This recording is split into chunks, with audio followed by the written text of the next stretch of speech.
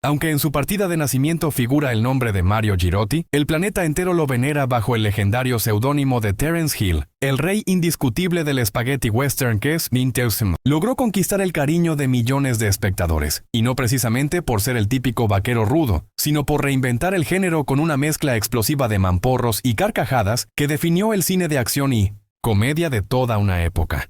No obstante, detrás de esa sonrisa pícara y esos ojos azules se esconde una historia desgarradora que muy pocos fanáticos conocen, un dolor sordo que lo ha acompañado desde 1900, que logró sobrevivir a los horrores de la guerra hasta el golpe más devastador de todos, la trágica pérdida de su hijo Ross, un evento que partió su existencia en dos.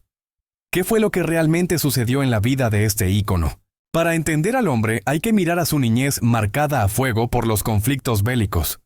Mario Girotti llegó al mundo en la hermosa Venecia en el año 1939, fruto de la unión entre un padre italiano y una madre alemana, una mezcla cultural que definiría su destino y que motivó a la familia a trasladarse a Lommatzsch en la región de Sajonia buscando un refugio, cuando el pequeño Mario apenas contaba con 4 años de edad.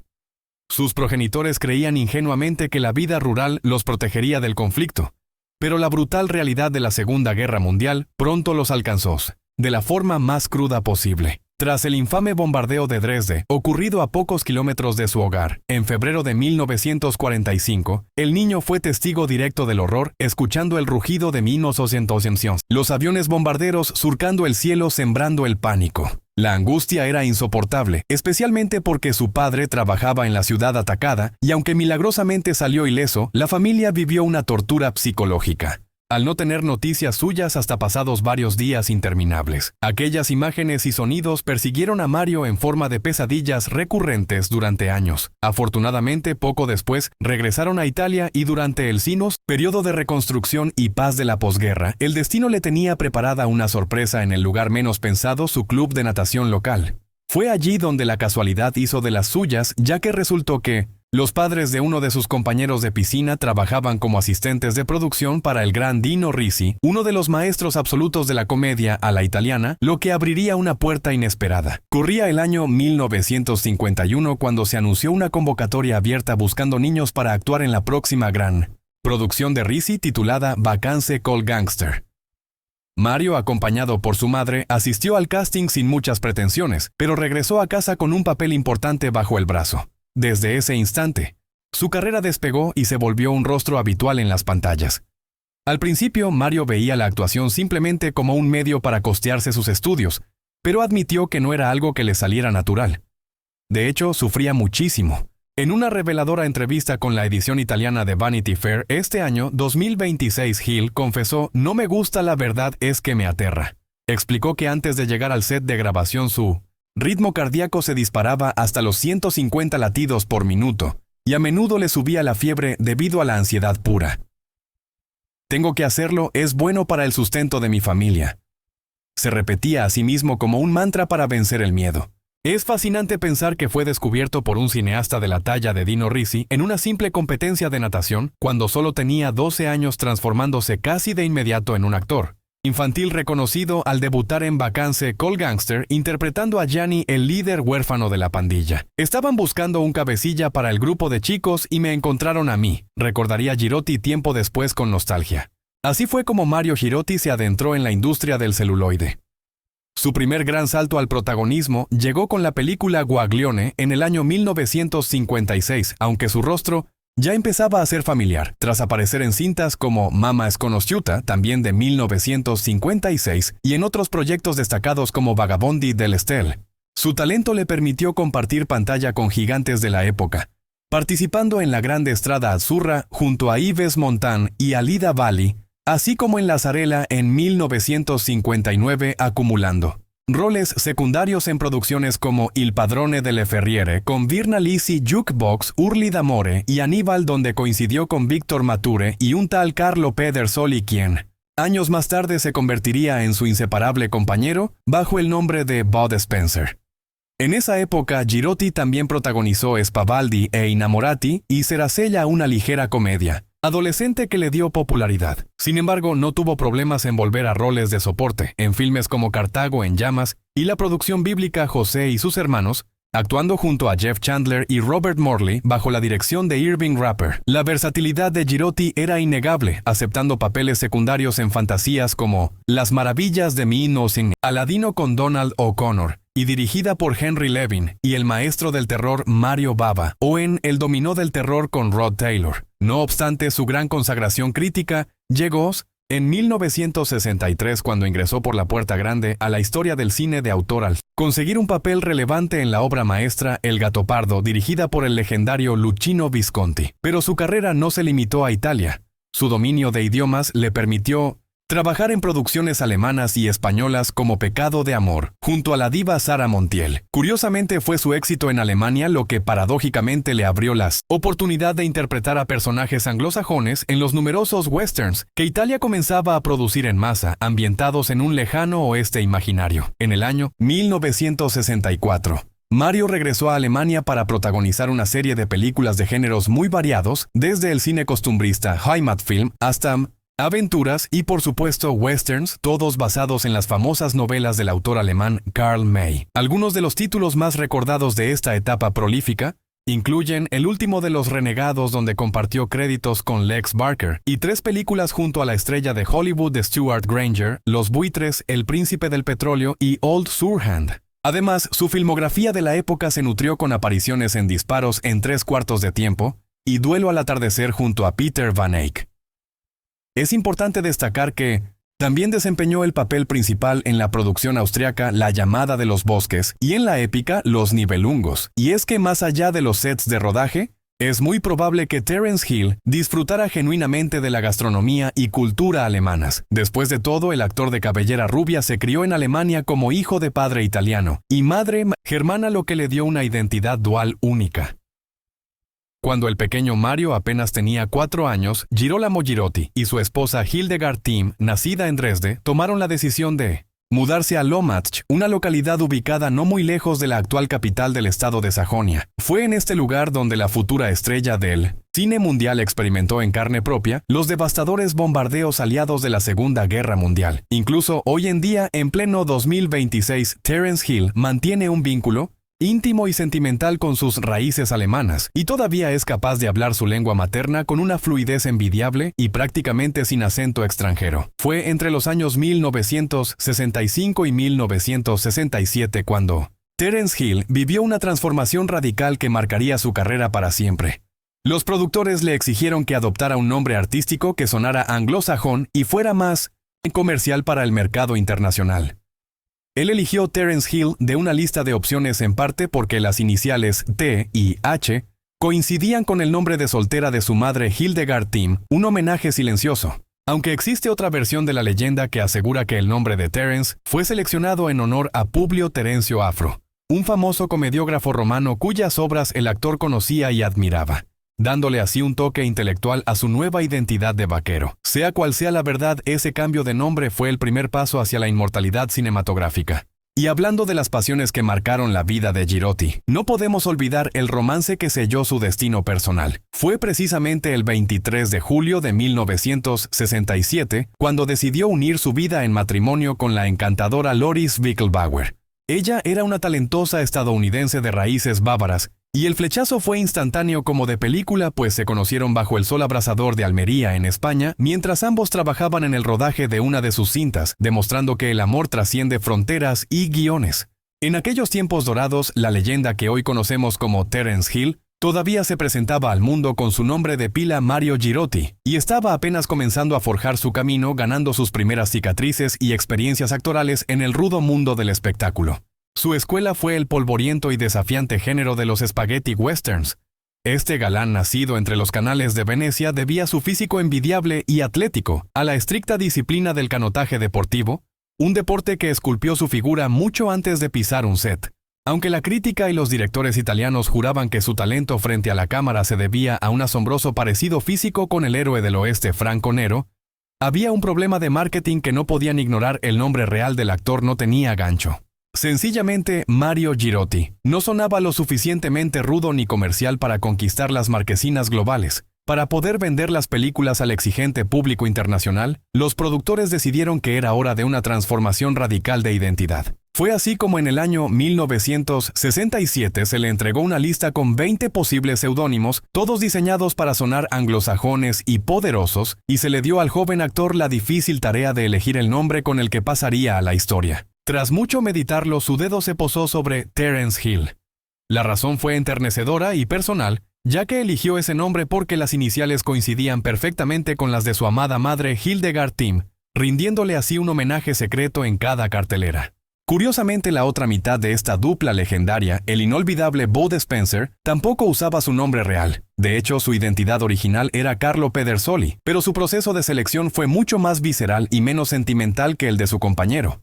El gigante barbudo adoptó el nombre Bud como un guiño directo a su cerveza favorita, la Budweiser, y eligió el apellido Spencer en honor a su ídolo de la actuación, el gran Spencer Tracy, creando así una marca que inspiraba respeto y simpatía a partes iguales. Volviendo a la vida íntima del actor italiano, su matrimonio resultó ser un refugio de felicidad. La pareja recibió a su primer hijo Jess en el año 1969, un niño nacido en Los Ángeles que inevitablemente terminaría envuelto en la magia del cine. Sin embargo, el amor de la familia tenía espacio para más y unos años más tarde la pareja tomó la noble decisión de adoptar a un segundo hijo en Alemania. Se trataba del pequeño Ross, quien llegó al mundo en 1973, para completar el cuadro familiar. Ross Hill no fue solo un hijo para el actor, sino que también se convirtió en una figura conocida para el gran público, demostrando que el talento corría por la familia, ya fuera por sangre o por crianza, y ganándose su propio lugar en la industria. Los fanáticos más leales recordarán haber visto a Ross actuando codo a codo con su famoso padre en 2 producciones cinematográficas, desde que era muy joven, mostrando una química paternal que traspasaba la pantalla y prometía un futuro brillante. Para el año 1990, la familia Hill se había establecido en los Estados Unidos. Ross estaba en la flor de la juventud, había comenzado una relación sentimental mientras estudiaba en el Middlesex College, y todo parecía ir viento en popa. El joven estaba preparándose para dar el gran salto y protagonizar la serie de Lucky Luke como el famoso vaquero, pero el destino fue cruel. Con tan solo 16 años, un trágico y fatal accidente de coche cortó de golpe sus sueños y su vida. Esta pérdida devastadora marcó para siempre a Terence Hill y a su esposa Lori Zwickelbauer. Sin embargo, su unión demostró ser inquebrantable, manteniéndose casados y apoyándose mutuamente desde aquel lejano 1967, un récord en el volátil mundo del espectáculo. En el ámbito profesional, el equipo de demolición formado por Hill y Spencer probó las mieles del éxito masivo por primera vez en 1970, redefiniendo el género con ese spaghetti western cargado de humor y mamporros que todos amamos. Hablamos, por supuesto, de Le llamaban Trinidad, una cinta que, seguida por su secuela Le seguían llamando Trinidad, formó un díptico legendario que el público bautizó cariñosamente como la dupla de la Trinidad, un fenómeno cultural en sí mismo. Desde aquella primera aparición como Trinidad, el rol de Terence Hill quedó perfectamente definido. Él siempre sería el pillo astuto, el galán de ojos azules, rápido de mente y de manos, que sabía cómo salirse con la suya con una sonrisa. Por otro lado, Bud Spencer perfeccionó el papel del bruto con corazón de oro, el gigante cascarrabias pero bonachón. Juntos protagonizaron 19 comedias repletas de peleas coreografiadas y golpes sonoros que hicieron reír a generaciones enteras. Mucho tiempo después, en 1995, se intentó revivir la magia con una tercera película a modo de secuela titulada Trinidad y Bambino, ahora nos toca a nosotros, buscando capitalizar la nostalgia de los viejos tiempos. Aunque habían transcurrido más de 20 años desde el auge original, y ni Hill ni Spencer formaban parte del elenco, el legendario productor Dino De Laurentiis tenía otros planes y apostó por Hill para intentar conquistar el mercado anglosajón en solitario. De Laurentiis eligió a Hill para su primera gran producción en inglés, Mr. Billion, una cinta dirigida por Jonathan Kaplan bajo el sello de la 20th Century Fox, con la esperanza de convertir al italiano en una superestrella de Hollywood. A pesar de contar con coprotagonistas de la talla de Valerie Perrine y Jackie Gleason, la película no logró conectar con la audiencia y resultó ser un sonoro fracaso de taquilla, demostrando que Hollywood podía ser un hueso duro de roer.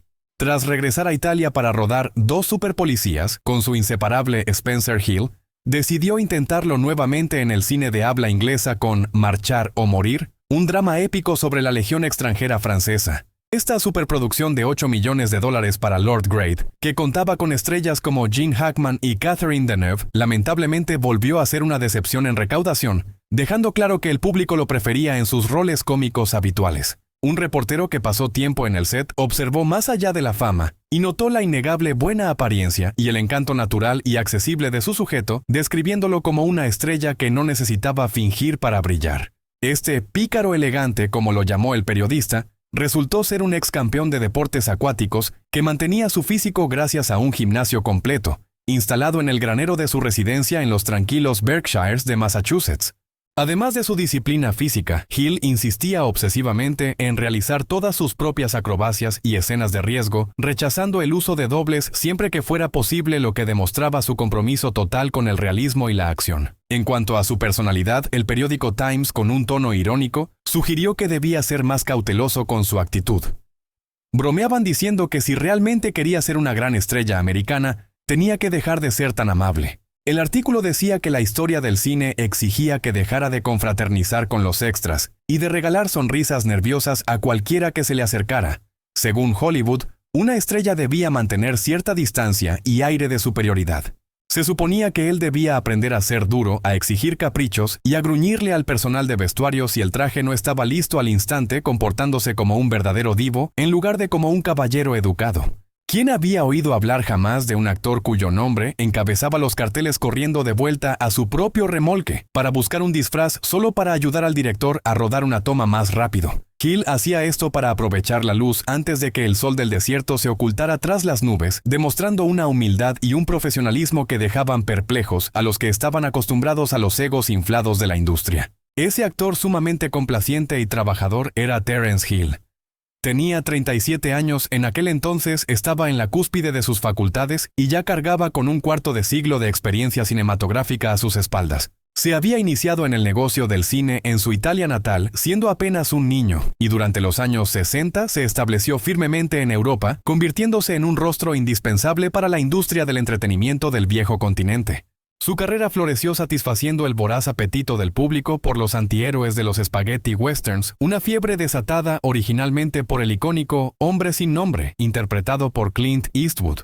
Hill incluso había logrado el curioso hito de tomar esos arquetipos violentos y bañados en sangre y transformarlos en algo totalmente nuevo, exitosas comedias del oeste donde la risa reemplazaba a la tensión mortal. Sus películas eran producciones completas llenas de eructos sartenazos y peleas cómicas que parecían coreografías de baile, creando un subgénero que él y Spencer dominaron como nadie más. Físicamente, como bien advertía el diario Los Angeles Times, era absolutamente irresistible con su postura de espalda recta, sus penetrantes ojos azules y un movimiento felino que cautivaba a la cámara en cada toma. Una distintiva hendidura en su mentón ayudaba a delinear un rostro bellamente simétrico, casi esculpido por los dioses, que se convirtió en su sello de identidad y en el sueño de millones de fanáticas alrededor del mundo. Era un rostro que él supo poner en buen uso, aprovechándolo al máximo en los roles expresivos y juguetones que han caracterizado la gran mayoría de su vasta producción a lo largo de 7 décadas de carrera artística. Muchos críticos coincidían en que era como un clon de Paul Newman, pero con un toque de ridiculez añadida y una chispa de humor que lo hacía más accesible y entrañable para el público familiar. Y una curiosidad final: a pesar de su fluidez tanto en italiano como en inglés, Hill generalmente era doblado por otros actores en ambos idiomas para el estreno de sus películas, una de esas extrañas ironías del cine de aquella época. Resulta fascinante descubrir que en las versiones italianas de sus cintas, la voz que escuchamos no era la suya, ya que varios actores se encargaron de doblarlo hasta bien entrado el final de 1900, la década de 1960, periodo en el que la responsabilidad recayó principalmente en el talentoso Sergio Graziani, para luego pasar el testigo a la inconfundible voz de Pino. Loki desde el año 1970 hasta 1983 y posteriormente a Michele Gamino entre 1983 y 1996. Por otro lado, para el mercado anglosajón, Lloyd Batista le prestó sus cuerdas vocales en un total de 6 largometrajes, abarcando la famosa trilogía de Cat Stevens y Hutch Bessie, mientras que fue Roger Brown quien se encargó de doblarlo. En la gran mayoría de sus producciones a inicios de los años 70, desde el clásico Me llaman Trinity, hasta títulos como El genio, dos socios y un duque, aunque todo cambió a partir de la película Mr. Billion, momento en el cual Hill decidió usar su propia voz en inglés. Mientras tanto, la polémica con Heston ha llamado a la paz, pero puede que no se trate precisamente de la última ronda de este combate verbal, ya que él le lanzó un nuevo ataque a Vidal, aconsejándole citando las sabias palabras de su amigo, el señor Reagan: Que recuerde que los hechos son cosas obstinadas, y conociendo el temperamento del señor Vidal, parece sumamente improbable que decida dejar pasar semejante comentario sin un último y mordaz estallido, y de ingenio como réplica. Ahora bien, lo que realmente convierte a Ben-Hur en una obra única, es que su subtexto no se esconde, sino que emerge en el diálogo permitiendo una consideración mucho más sincera y profunda por parte del espectador, a diferencia de la mayoría de los peplums, donde el subtexto homoerótico es puramente visual, lo cual lo hace más obvio a simple vista, pero paradójicamente también mucho más fácil de descartar o ignorar, tal como explica el experto Cornelius Icon, quien señala que lo que distingue al peplum es que el tema central y obsesivo de estas películas es, sin duda alguna, la exaltación de la forma masculina. Continúa argumentando Cornelius que el cuerpo del hombre está puesto en absoluta exhibición, y aunque es cierto que otros géneros también tienen interés en explorar la masculinidad, el cine ambientado en la época romana ha surgido como el estudio definitivo de lo masculino y en particular de la anatomía viril. Pero ojo, porque el interés del público gay en las películas de romanos va mucho más allá del simple doble sentido picante o de la estética sexualizada de los gladiadores, ya que en el fondo, estas también son historias épicas que claman por justicia social. Aparte de representar el cenit absoluto de la masculinidad física, estos héroes también reflejan nociones profundas de justicia, el valor de la comunidad y la importancia de la inclusión, pues representan una sociedad que aspira a ser progresista e inclusiva, creando comunidades ficticias a las que los hombres gays sienten que pueden pertenecer, y eso causa una impresión inmensamente positiva y poderosa en la audiencia. Recordemos que él se oponía firmemente a la injusticia, pero curiosamente hoy nadie le cree debido a su evolución posterior. La actividad política de Heston tuvo 4 etapas muy marcadas, comenzando con una primera etapa, que abarcó de 1955 a 1961, donde respaldó con entusiasmo a candidatos liberales demócratas para presidente, y se unió a diversas peticiones públicas en favor de causas políticas claramente liberales. Luego, desde 1961 hasta 1972, en su segunda etapa, continuó su respaldo a los candidatos demócratas para la presidencia, pero yendo mucho más allá de las colinas de Hollywood, se hizo visible a nivel nacional en el año 1963, mostrando un apoyo inquebrantable a la histórica Ley de Derechos Civiles de 1964. Posteriormente, desde 1965 hasta 1971, se desempeñó como el presidente electo del Sindicato de Actores de Pantalla, donde chocó frontalmente con su rival del ala liberal Ed Asner. Es vital recordar que en 1968 ayudó a dar publicidad a medidas de minus-inocención, control de armas, un dato que muchos olvidan cuando se unió a otras estrellas de Hollywood en apoyo de la ley de control de armas de 1968. Volviendo al cine, la película fue un éxito financiero descomunal, convirtiéndose en la cinta italiana más taquillera hasta ese momento, con la impresionante cifra de 14.554.172 espectadores en Italia, un récord que antes ostentaba su predecesora, Me llaman Trinity, la cual había logrado 12.267.000 espectadores. Además, esta película se mantiene como la 7ª película más exitosa en la historia de Alemania hasta la fecha actual de 2026. La película también tuvo un estreno bastante exitoso en los Estados Unidos. Por otro lado, en 1994, su última colaboración en pantalla, se mantuvo fiel al mismo género que los hizo leyendas. Hill interpretó al espadachín titular en 1900, El Pirata Blackie, una producción en la que Spencer tuvo un papel más pequeño. El rodaje de esta aventura tuvo lugar poco tiempo después de que terminara el rodaje de Me llaman Trinity, y antes de que esa película fuera lanzada, por lo que nadie sabía lo inmensamente exitosa que sería esa cinta y su fórmula ganadora. Fue poco después de que terminara el rodaje de El Pirata Blackie que comenzó la producción de 1900. Mi nombre es ninguno. La película Todos los Caminos Chicos fue la primera que ambientaron en un contexto moderno y contemporáneo, aunque conservó inteligentemente muchos de los elementos cómicos y de peleas a puñetazos de las películas anteriores. Juntos protagonizaron más películas que no eran del género del oeste, tales como Y si no nos enfadamos, Dos misioneros, Dúo de haces del crimen, Pares y Nones, Yo, El aventurero, El tesoro del pirata, A por todas y Problemas dobles. La cinta Miami Super Cops fue su última película juntos fuera del género del oeste y la última antes de reunirse 9 años después para su despedida final y colaboración en Indios en Nochebuena se armó el Belén. Para el año 1975, Sus películas habían recaudado más de 50 millones en Italia, una fortuna para la época. Muchas de sus producciones tienen títulos alternativos que varían locamente dependiendo del país y del distribuidor local, y algunas incluso tienen versiones italianas más largas y detalladas que fueron editadas y recortadas para su lanzamiento en el mercado extranjero. Estas películas ganaron una popularidad masiva para ambos actores, convirtiéndolos en íconos especialmente en gran parte de Europa y en vastas partes de Asia y América del Sur. Y un dato curioso es que a pesar de que Hill hablaba fluidamente tanto italiano como inglés, generalmente era doblado por otros actores profesionales en ambos idiomas en las versiones italianas de sus películas, donde varios actores se turnaron para proporcionar su voz hasta finales de la década de los 60. Durante la década de 1960, la voz icónica que todos asociamos con él provenía principalmente de las cuerdas vocales de Sergio Graziani, aunque la leyenda de Pino Locci tomó el relevo entre 1970 y 1983. Tampoco podemos olvidar al gran Michele Gamino, quien le dio vida sonora desde ese año hasta 1996.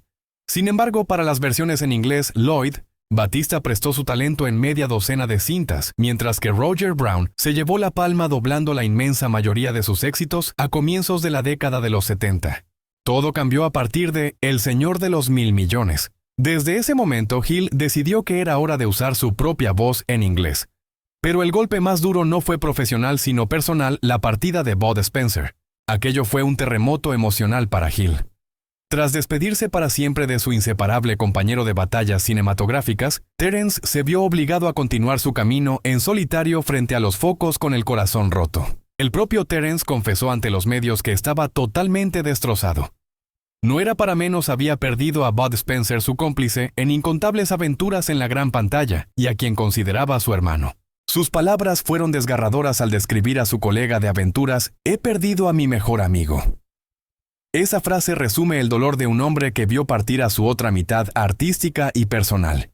«La noticia me ha conmocionado profundamente», expresó Terence Hill en unas declaraciones llenas de tristeza que recogió el Corriere della Sera apenas se supo la fatal noticia. El mundo se despidió de Bud Spencer aquel lunes cuando el gigante amable falleció a los 86 años. Curiosamente, en una entrevista previa con el diario español El País el julio anterior, Bud había recordado con cariño cómo el destino los unió.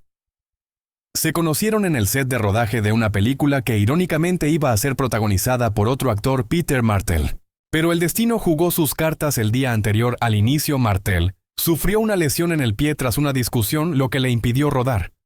Los productores entraron en pánico y buscaron un reemplazo urgente, y ahí apareció Terence. Fue la elección de emergencia, ya que él había trabajado en obras como El Gato Pardo y en ese instante estaba rodando junto a Rita Pavone. Ese fichaje inesperado encendió la mecha de una leyenda. Desde ese instante nació una química que perdura hasta hoy. Lo increíble es que jamás hubo peleas de egos. Bud siempre decía con humildad que Terence era el actor preparado, mientras que él se consideraba un eterno novato. «Yo siempre fui un principiante», decía Bud, quien no tenía un gran pasado actoral y solo había hecho papeles menores antes de saltar a la fama. De hecho, su interés por el cine surgió casi por casualidad gracias a su suegro Giuseppe Amato. Antes de convertirse en el gigante que repartía mamporros, la vida de Bud era una novela de aventuras. Había trabajado como bibliotecario y obrero en Sudamérica, viviendo en lugares como Brasil, Argentina y Uruguay, países a los que su familia emigró huyendo de la posguerra. Al regresar a Italia, demostró ser un atleta de élite, llegando a ser nadador olímpico en 2 ocasiones. Un currículum impresionante antes siquiera de pisar un set de filmación. Cuando la noticia de su muerte se hizo pública, Italia entera se paralizó. Incluso Matteo Renzi, jefe del gobierno en aquel entonces, reaccionó con un mensaje que resonó en todos los corazones. En Twitter escribió un simple pero poderoso: «Ciao Bud Spencer, todos te hemos querido mucho». Por su parte, el ministro de Cultura Dario Franceschini también quiso rendirle tributo. Lo describió como un intérprete colosal de su cine, con una carrera capaz de entretener a generaciones enteras y de conquistar al público gracias a su inmenso profesionalismo. Juntos, Hill y Spencer nos regalaron un total de 18 películas. Un legado cinematográfico lleno de escenas de acción inolvidables y frases que ya son parte de la cultura popular.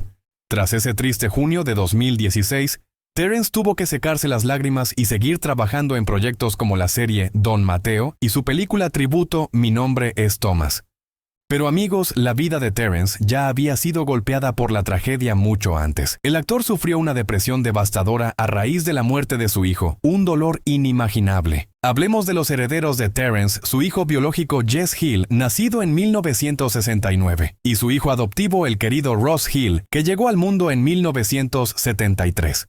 Ambos chicos querían seguir los pasos de su famoso padre y llegaron a actuar con él, pero el destino fue cruel con Ross, quien perdió la vida en 1990. Ese trágico accidente de coche sumió a Terence en una oscuridad absoluta. Ross era un chico con carácter decidido y algo terco, tanto que la familia le tenía un apodo especial. Le llamaban Ross el Jefe. Todo ocurrió cuando comenzó el rodaje de Lucky Luke en Nuevo México. El joven, que por aquel entonces tenía 16 años, decidió pasar el fin de semana fuera. Se dirigió al rancho de sus padres en Stockbridge con su gran amigo Kevin Lehman. El calendario marcaba el 30 de enero de 1990. Los dos muchachos emprendieron el viaje de regreso a la escuela en coche, teniendo por delante un trayecto de 200 kilómetros. Desafortunadamente nunca llegarían a su destino. Apenas habían salido de Stockbridge cuando la tragedia les alcanzó. Ross perdió el control del vehículo debido a las traicioneras placas de hielo que cubrían la carretera. El coche deslizó sin remedio durante unos 20 metros interminables sobre el asfalto helado hasta impactar violentamente contra un árbol que selló su destino. La muerte de Ross fue instantánea. Los médicos en el hospital lucharon contra lo imposible para salvar a su amigo Kevin, pero el destino ya estaba escrito. Tristemente, Kevin también sucumbió a sus heridas. Esta doble tragedia puso patas arriba la existencia de la familia Hill, destrozando la paz que habían construido con tanto esfuerzo. El actor, conocido por su eterna sonrisa en pantalla, se rompió por dentro. Mentalmente devastado, se retiró de todo tipo de apariciones públicas y se aisló del mundo. Durante muchos años, la culpa lo carcomía. Se reprochaba a sí mismo haber permitido que Ross se pusiera al volante a tan temprana edad, incapaz de perdonarse. No solo cargaba con el dolor de perder a su hijo, sino también con la responsabilidad por la muerte del joven Kevin Lehman. Fue un infierno personal del que tardó en salir. Tal como cuenta su biografía, pasaron 5 largos años antes de que Terence pudiera hablar públicamente sobre el calvario que vivió tras la pérdida de su hijo Ross. Confesó que la muerte de Ross lo cambió para siempre. Me afectó mucho, pero aprendí a aceptar lo inmutable. Fue un viaje espiritual durísimo hacia la resignación. Me di cuenta de que la felicidad no depende de cosas materiales, dijo. Descubrió que la verdadera fuente de la dicha es el amor y la amistad sincera. Inmediatamente después de la tragedia, Hill quedó incapacitado incluso para trabajar. A duras penas lograron terminar la filmación de Lucky Luke. No solo se hizo una película, sino también una serie de 8 partes. La estrella sufrió varios percances durante el rodaje y el ambiente era fúnebre. De hecho, el papel de Billy el niño fue eliminado del guión por razones obvias. Nadie tenía el corazón para seguir adelante con esa trama tras lo ocurrido. Después de eso, Terence desapareció de la faz de la tierra mediática. No quiso saber nada de cámaras durante varios años, refugiándose en su dolor. Su gran retorno a las pantallas no ocurrió hasta 1994 con la cinta Y en Nochebuena. Se armó el Belén, donde sus fans pudieron reencontrarse con él. Fue un regreso agridulce pero necesario para un hombre que había luchado sus propias batallas lejos de los reflectores y que finalmente volvía a sonreír. Tras casi una década de inseparables aventuras junto a Bud Spencer, Terence sintió que era el momento de buscar la felicidad explorando nuevos horizontes creativos y decidió sentarse en la silla de director. Su gran apuesta personal llegó con la adaptación del famoso vaquero Lucky Luke en el año 1991, una producción rodada en tierras estadounidenses, donde no solo dirigió, sino que también protagonizó la cinta, sembrando la semilla de lo que vendría. El éxito inicial de la película dio luz verde a una serie de televisión homónima. Poco después, la nostalgia hizo su magia y en 1994 Hill se reunió con Spencer para su última gran despedida en la pantalla con Y en Nochebuena se armó el Belén. Se podría decir que aquella etapa del vaquero solitario marcó el cierre de una era dorada en el cine para él. A partir de entonces, la presencia de Terence Hill en las carteleras se volvió mucho más tranquila y pausada, alejándose del foco mediático. Sin embargo, su renacer artístico llegaría desde la pequeña pantalla con un proyecto que cambiaría su vida, Don Mateo. Lo que comenzó como una modesta apuesta de 16 episodios se transformaría en un fenómeno cultural absoluto en Italia. En esta producción, Hill asumió en el año 2000 el icónico papel de un sacerdote con un instinto infalible para la investigación, una especie de detective con sotana que conquistó el corazón de la audiencia de inmediato. Desde el año 2000 hasta la actualidad, la serie narra las andanzas de este inspirador párroco que entre misa y misa colabora estrechamente con los carabinieri para desentrañar los misterios y crímenes que sacuden a su comunidad local. Su carisma en este papel no pasó desapercibido para la crítica especializada. Hill fue galardonado con un prestigioso premio internacional, siendo reconocido como el actor destacado del año gracias a su interpretación llena de humanidad. Este importante reconocimiento tuvo lugar durante el 42º Festival de Televisión de Montecarlo, un evento donde la serie brilló con luz propia, llevándose galardones tanto para la producción como para el equipo creativo.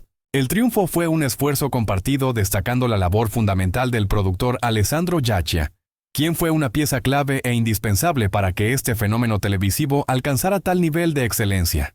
Además de su vida como párroco, Terence exploró otros matices dramáticos en telefilmes memorables como El hombre que soñaba con las águilas, Ride in the Dark, el western Dog West y Triggerman, demostrando su inagotable versatilidad. Pero su inquietud artística no se detuvo ahí, ya que también se aventuró nuevamente detrás de las cámaras, codirigiendo proyectos que probaban que su visión y talento seguían intactos a pesar del paso de los años. Para la cadena estatal, Rai 1 se embarcó en otra gran aventura televisiva titulada A un paso del cielo, consolidando su estatus de rey de la ficción italiana y conquistando a una nueva generación de fieles espectadores. En esta ocasión cambió la sotana por el uniforme de Pietro, el jefe del cuerpo forestal en la impresionante región de Alto Adigio, rodando una exitosa segunda temporada en el año 2012 que cautivó a los amantes de la naturaleza. Regresó a la dirección de cine en 2018 con My Name is Thomas, cinta que también protagonizó. Ese mismo año, la nostalgia golpeó fuerte a los fans con el lanzamiento del videojuego Bud Spencer and Terence Hill Slaps and Beans. En el plano personal, aunque Terence ostenta la ciudadanía estadounidense, su corazón europeo sigue latiendo con fuerza. De hecho, en noviembre de 2022, oficializó su vínculo con Alemania, obteniendo la nacionalidad. Este emotivo trámite se llevó a cabo en el Consulado General de Alemania en Los Ángeles, donde se le reconoció la ciudadanía por descendencia materna, rindiendo así un hermoso homenaje a sus raíces familiares. Fue un proceso directo y sencillo, sin la necesidad de someterse a exámenes de naturalización. Y ahora, al ir cerrando este capítulo sobre la fascinante trayectoria del legendario Terence Hill, es importante recordar que su vida, al igual que las mejores películas, es un tapiz complejo tejido con luces brillantes y sombras profundas, pero siempre con una lección que ofrecer. El inmenso legado de Terence no se define por las tragedias o los momentos difíciles que enfrentó, sino por los millones de instantes de pura alegría y risas que regaló generosamente al mundo entero. Su historia vital permanece como un testimonio inquebrantable de la fuerza del espíritu humano, capaz de superar la adversidad para seguir entreteniendo e inspirando a millones de personas cada día. Así que eso es todo por el vídeo de hoy. Si han disfrutado de este recorrido por su vida, no olviden dejar su me gusta y suscribirse al canal para no perderse nada de nuestro contenido. Nos vemos muy pronto en nuestro próximo episodio cargado de más historias increíbles.